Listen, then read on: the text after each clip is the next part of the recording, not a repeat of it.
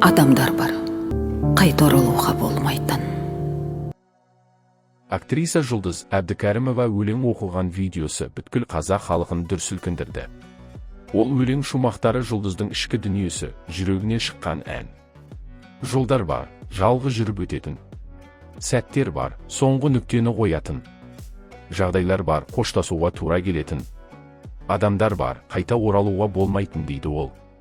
Желі қолданушылары мұны отбасындағы жағдаймен байланыстырып, актрисаға қолдау білдірді. Қайрат, қош бол.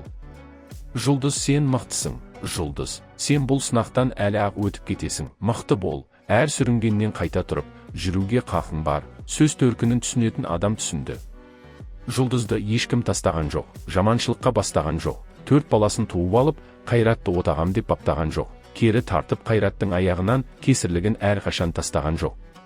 Нұртас пен Гүлзираға қуат берсін. Бәрібір немересін тастаған жоқ. Не істесең өзіңе деген сөз бар. Төсің мен аяғыңды ашқаныңды бүкіл мұсылман баласы жақтаған жоқ.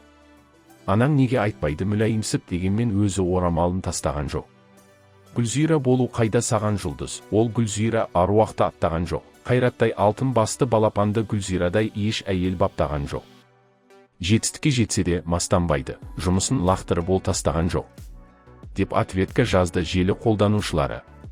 Ал сіздің ойыңыз қандай?